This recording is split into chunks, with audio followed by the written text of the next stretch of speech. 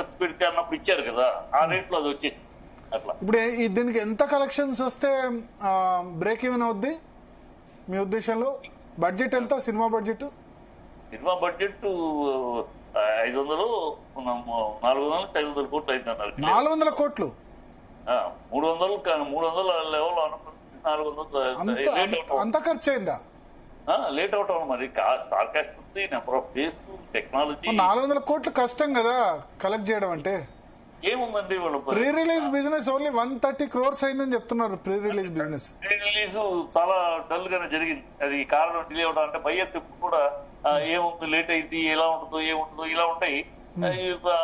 ఆయన ధైర్యంగా pre release business అని చెప్తాను. తెలంగాణ నైజాం ఏరియాలో 37 కోట్లు, రాయలసీమలో సీడెడ్ లో అంటే సీడెడ్ అంటే రాయలసీమ కదా, సీడెడ్ లో 16.5 కోట్లు, ఉత్తరాంధ్రలో 12 కోట్లు, ఉమ్మడి తూర్పుగోదావరి 9.5 కోట్లు, ఉమ్మడి పశ్చిమ గోదావరి 7 కోట్లు, గుంటూరు 9.5 కోట్లు, కృష్ణా 7.6 కోట్లు, నెల్లూరు 4.4 కోట్లు. సో తెలంగాణ ఆంధ్రప్రదేశ్ కలిపితే ఓవరాల్ గా 103 crores. Plus Karnataka, rest of India dubbing version కలిపితే 12.5 crores, overseas 10 crores. Total pre release business 126 crores అంటున్నారు. మరి బడ్జెట్ ఏమో మీరు 300 కోట్లు అయిందంటారు. మరి అంత లాస్ కమ్ముతారా?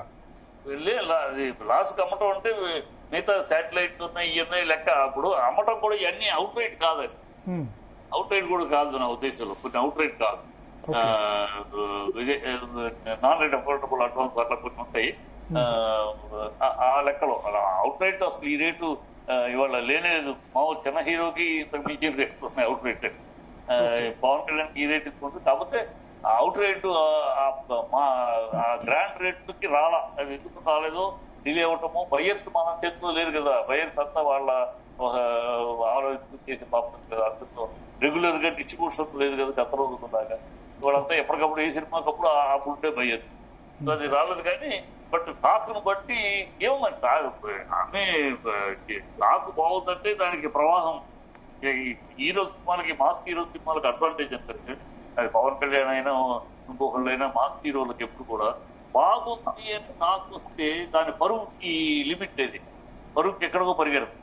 ఆ బాగుందని టాక్ రావాలి. అప్పుడు ఆరంభం బాగుంది, ఇది బాగుంటుందని తెలుగు వరకు ప్రమాణంగా ఉంటుంది సార్. డెఫినెట్ గా నేను ఐ బిలీవ్ ఆన్. నాకు చిన్ననాటి నుంచి ఒక దాదాపు 40 ఏళ్ళుగా స్నేహితుడు ఏం రత్నం. అతని టాలెంట్ తెలుసు, అతని కెపాసిటీ తెలుసు. అతను బీజేపీలో కూడా మేము కలిసి పనిచేసాం. సో నాకు బాగా చిన్నపడుతుంది. మేకప్ మ్యాన్ ఉన్న రోజులు తెలుసు మంచిగా. అతని యొక్క బ్రెయిన్ తెలుసు. Is very capable producer. ఖచ్చితంగా తెలుగు వరకు బ్రహ్మాండంగా సినిమా కష్టపడుతుంది. మాధవ్ రెడ్డి గారు మీ